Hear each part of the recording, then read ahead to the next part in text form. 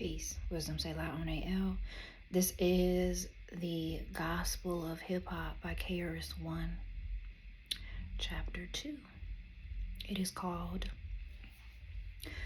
The Love.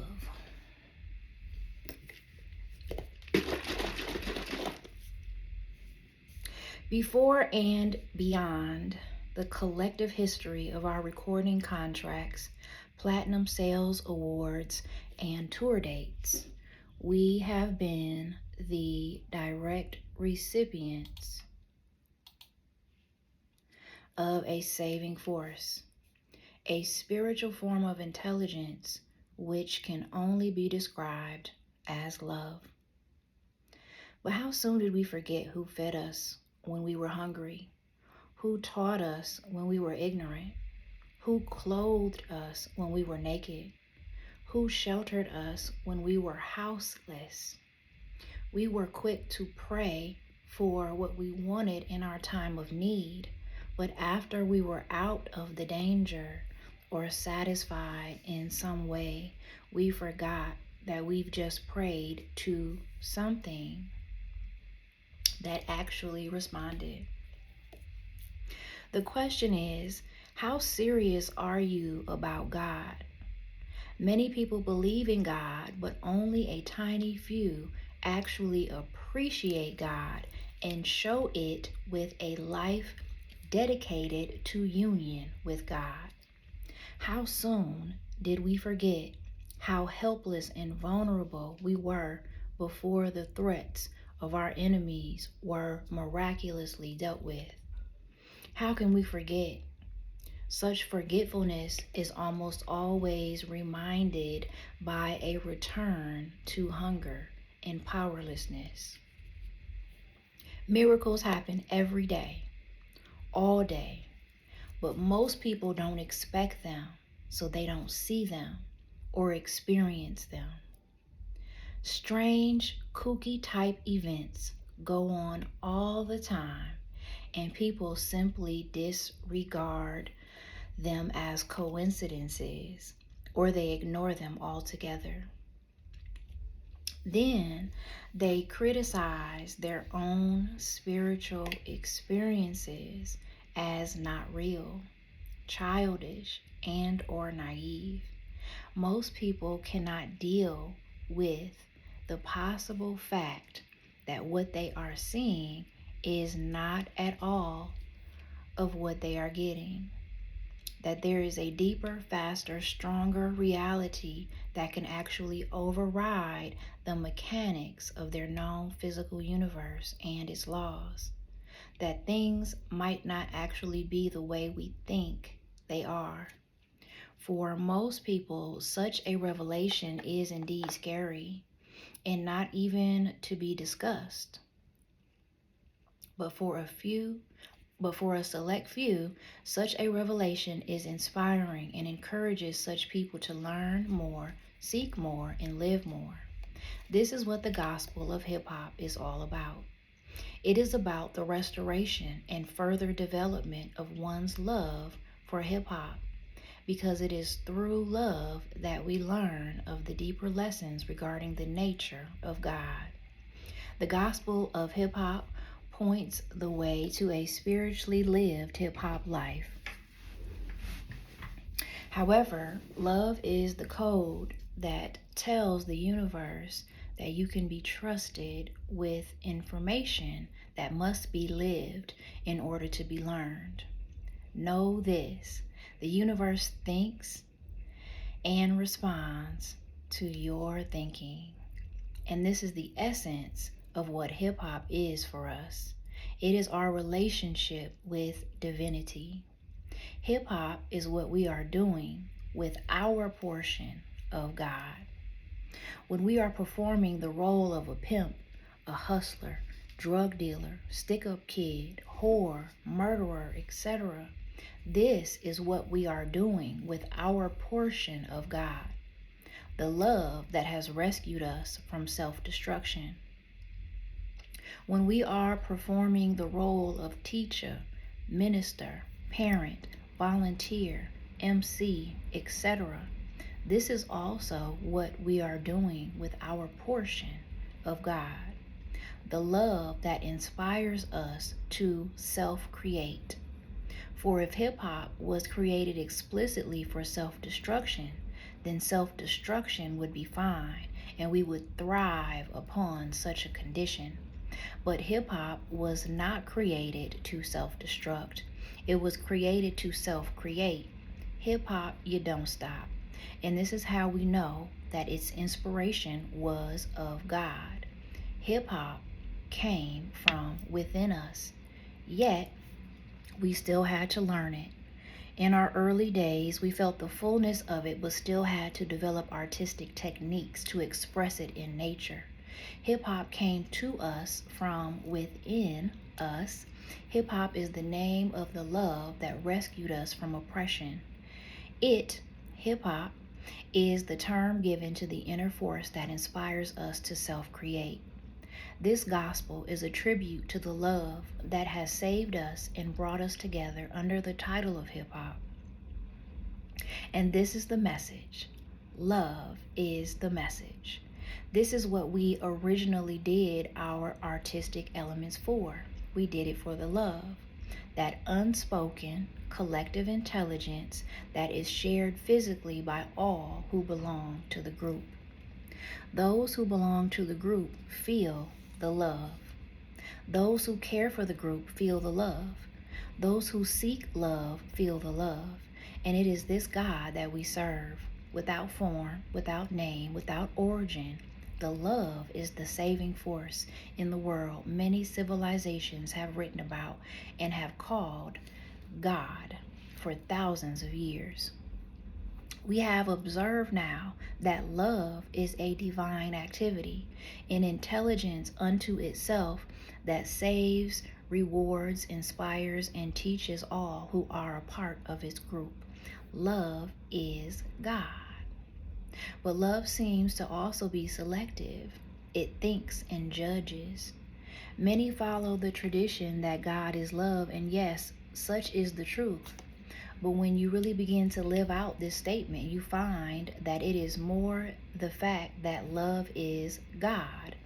God is a term that makes love understandable to us. The term God is not anything unto itself, but what the term God describes is actually love and the activities of love. Yes, for many people, God is love, but for us, love has been our God. Love is what we have served, and it is love that has saved us. God is not above love. Love is God. Love is not from God. Love is the only God we have ever known. The term God is not above the term love, because without love, the term God has no meaning and ceases to exist. For it is love that defines God and empowers God to act. Love is the true God, and to love is God. For it is not God that governs and orders the universe, it is love. And it is not God that destroys the universe, it is the illusory absence of love. Therefore, let us return to our ancient understanding of God as an event of great love that operates as the universe itself. Let us return to our ancestral wisdom formed from the real experiences we have had with God, the love that has enlightened us. Before the kidnap, rape, theft, deception, and murder of our ancestors and grandparents, which forced upon us our modern day view and perception of God, we worshiped the power of love. We saw it, we felt it, and we expressed it toward one another, even to those who would eventually enslave our parents. Over many years, some of us would track its patterns and repeated behaviors in an effort to communicate and be more in harmony with such a being. All of the virtues available to humanity, love is truly the God of them all. This gospel of hip hop acknowledges the love that set us aside in the world and has made us hip hop. This gospel acknowledges the grace bestowed upon hip hop and hip hoppers and urges the hip hop community to rise to the promise God has made to us. And what is the promise God has made to us? The promise is that if we turn from our own ignorance and immaturity and seek the face of God, we shall experience that ancient blessing that topples the most powerful nations and establishes the nation that has repented and has obeyed. The promise is that if we ever dare to rise to our divinity, God promises to meet us there. Our divinity begins with the proper understanding of love and what it means to forgive and care for one another. With this understanding, we learn that we can never really love God. We can only be love God toward each other. We have observed now that the way to experience God is to experience true love. And this is achieved not by receiving love, but by being love itself. Such an approach to spiritual living begins one's understanding of hip hop's spiritual life. And again, this has nothing to do with the spiritual concepts and experiences of other cultures far older than yours. For we have realized now that your culture is your religion. And it is impossible for us, hip hoppers, to have a relationship with God through a culture that is not inherently ours. Our culture is our direct connection to God. Our culture is the actual path that we must take to arrive at the presence and power of God. Much respect to all who seek the face of God. However, this gospel reflects the actual notes taken over a 14-year period with over 40 years of living hip hop spiritually. Others may have discovered other truths, but this gospel documents the spiritual truths we, as a hip hop community, have discovered at the birth of our civilization. These are the principles we must never forget. This is what it means for us to be and remain free, to take responsibility for ourselves, to be able to chart our own path toward the divine and make our own humble observations regarding spiritual, cultural, and political matters. Are we not free-thinking adults? Does God not speak to us as well?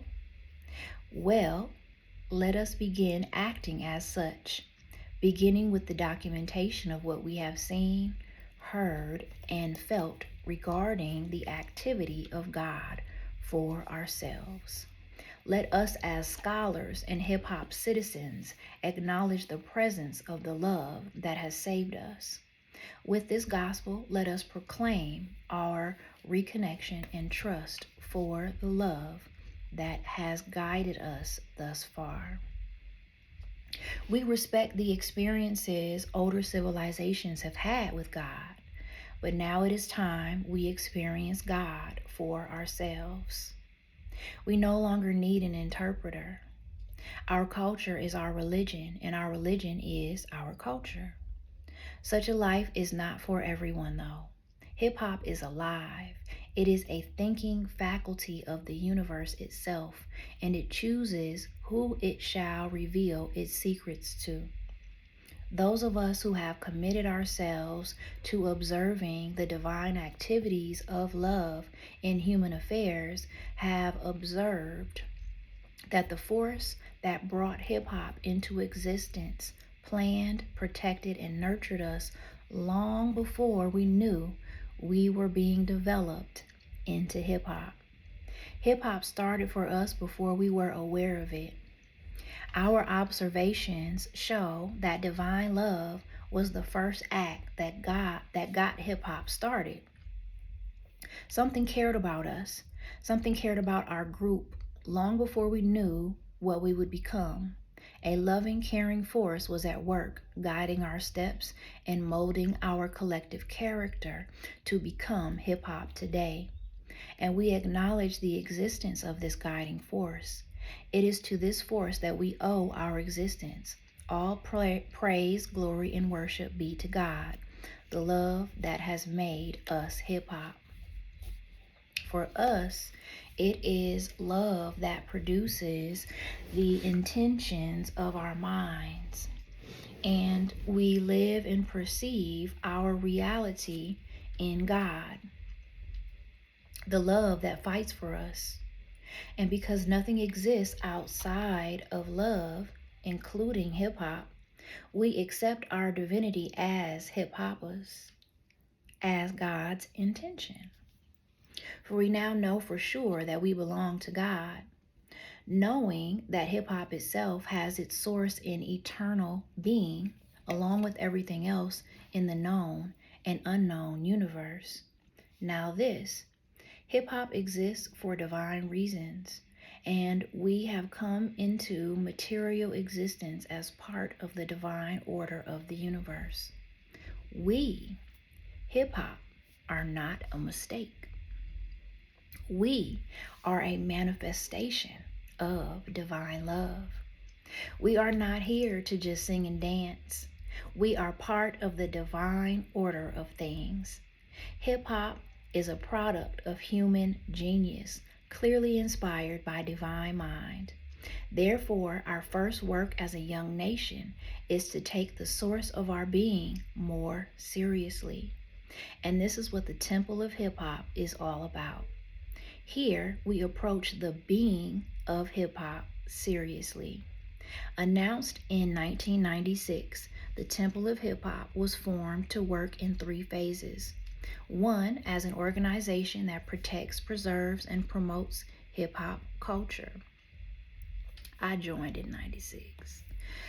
2, to open a cultural learning center and facility for hip hop culture, featuring a museum exhibiting artifacts of hip hop culture.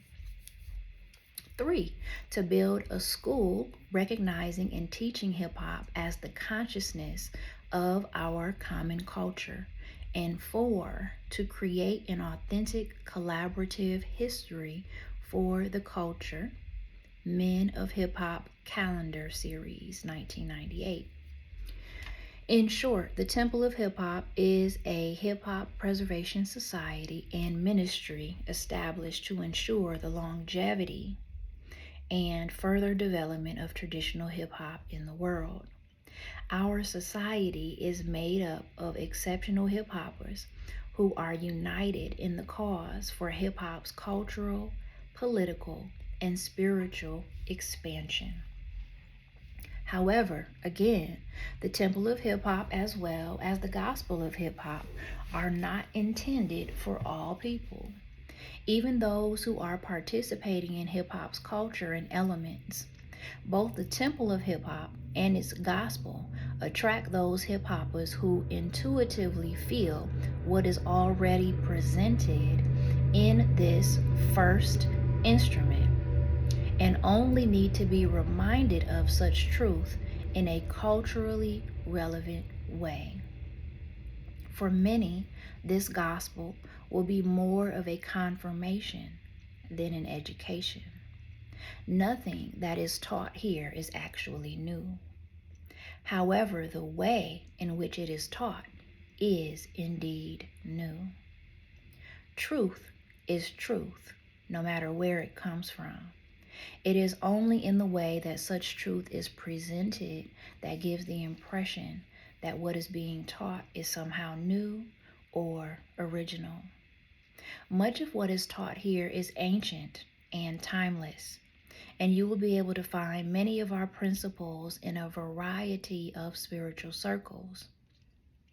But the reason for this gospel is that no one in my time seems to be speaking directly to the hip hop community regarding its spiritual, cultural, and political development. And part of the reason for this, I suspect, is that no one can do this work for us. This work we must do for and by ourselves. This is that part of our journey where we must go it alone, blazing our own path toward union with the divine.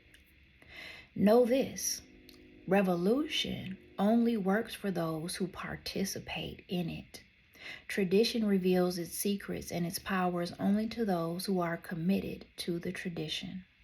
God speaks to those who speak to God. God listens to those who listen to God. The hip-hop life that we live can only really be experienced by true hip-hoppers committed to living hip-hop spiritually. Others can read this gospel, watch instructional hip-hop DVDs, even watch us imitating the effects of our real hip-hop lives. But ultimately, if you have not committed your entire being to the spiritual exploration of hip-hop, it will be a long time before you begin to experience the awareness of a spiritually lived hip-hop life. And this goes for anything, really. Even further, those who choose not to develop themselves or the craft which feeds them and their children become subject to the agendas of those who have. And on a more personal note, if the people around you are not participants in the revolution you have embarked upon, they will not be able to comprehend your ways or take part in the fruits of your success. They have not traveled your path, therefore they will not have or know your experience or perception. You can help them, you can give to them, you can assist them, you can teach them, you can love them, you can feed them, and you can advise them, but you cannot share your space and time with those who have not traveled your path or have not gained your experience. You cannot trust those who haven't traveled your path with the commitments your path requires. Your path is for you. Your blessings are for you. Your talents are uniquely yours. Yes, you are special. Everything else can be shared except the actual living of your own life experiences. These are actually yours. You should keep a journal. Such is your personal gospel. The love in your heart will want to unite with those who suffer and are in need. But please remember that everyone is where they are because of who they are. To truly save a person from their own illusions and hardships, it is not you that must unite with them. It is they who must unite with you. You uniting with the ignorant and the immature will only lead to your own suffering. Your natural humility and care for others will direct you to suffer with those who surround you, because without you, they would be lost. You know it, and they know it, but they front like you ain't special. And you agree. I ain't special. I'm not above anyone. What I do, anyone can do if they put their minds to it. All of this is simply not true. Because of the life path that you have chosen and mastered, you are actually special. Yes, you are respectfully above everyone else who has not mastered even their own life path and purpose. And no, everyone cannot do what you do or even what you have done. Realize your uniqueness right now and let no one degrade you or lead you to doubt yourself with the experiences of their lives.